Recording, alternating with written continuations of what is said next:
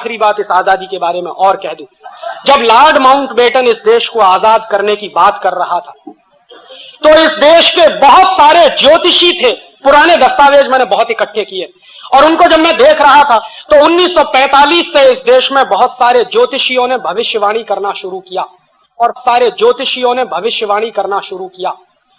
ज्योतिषी इस बात पर सहमत थे कि 15 अगस्त 1947 की रात को आजादी ना ली जाए, वो दिन अच्छा नहीं है।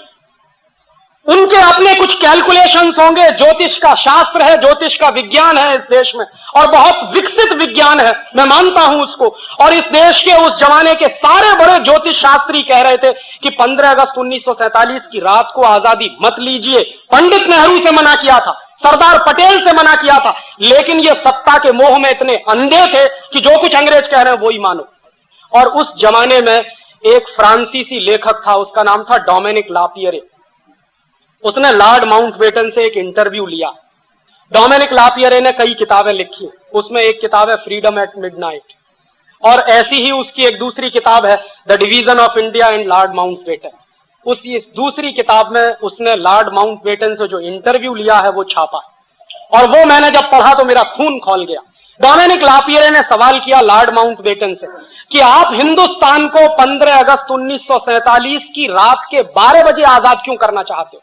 ये काम तो दिन में करने के, आजादी लेने और देने के काम तो दिन में होते हैं, रात के 12 बजे तो दुनिया में सबसे ज्यादा कुकर्म होते हैं, आप ये क्यों करना चाहते हो?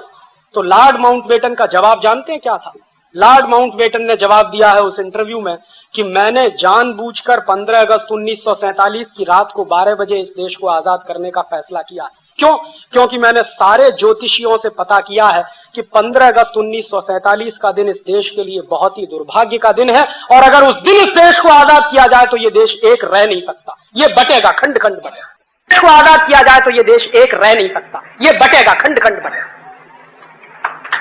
तो इसलिए मैंने इस देश को 15 अगस्त 1947 की रात को ही 12 बजे आजाद करने का फैसला किया है, क्योंकि सारे बड़े ज्योतिषी ये कह रहे हैं कि ये देश खंड खंड टूटेगा, एक नहीं रहेगा अगर इस दिन इस देश को आजादी मिले। एक बात, और दूसरी बात उससे भी ज्यादा महत्वपूर्ण उसने कही, उसने कहा कि 15 अगस्त 1945 अंग्रेजों के लिए विश्व विजय का दिवस है। क्यों? क्योंकि 15 अगस्त 1945 को जापान की आर्मी ने अंग्रेजों के सामने सरेंडर किया था। क्यों किया था? जापान के ऊपर 2 एटम बम गिराए थे 6 अगस्त और 9 अगस्त को, हिरोशिमा और नागासाकी। उसके बाद जापान ने सरेंडर कर दिया था सेकेंड वर्ल्ड वॉर में, और वो सरेंडर जो हुआ था वो इंग्लैंड की आर्मी के सामने हुआ था। तो लॉर्ड माउंटबेटन ने कहा कि 15 अगस्त 1945 को जापान के सैनिकों ने हमारे सामने सरेंडर किया है, वो हमारा विश्व विजय का दिवस है, इसलिए हम 15 अगस्त 1947 को ही आजाद करेंगे। और इस बात को पंडित नेहरू जानते थे, सरदार पटेल भी जानते थे, बहुत लोग जानते थे कि 15 अगस्त 1947 की रात को 12 बजे आजादी लेना इस देश के ज्योतिष शास्त्र के सारे कानूनों के खिलाफ है। और बहुत सारे ज्योतिषियों ने यह भविष्यवाणी कर दी थी कि आप आजादी लोगे और 1-2 साल के बाद यह देश टूट जाएगा, और वो टूटा, पाकिस्तान अलग हुआ, वही हुआ।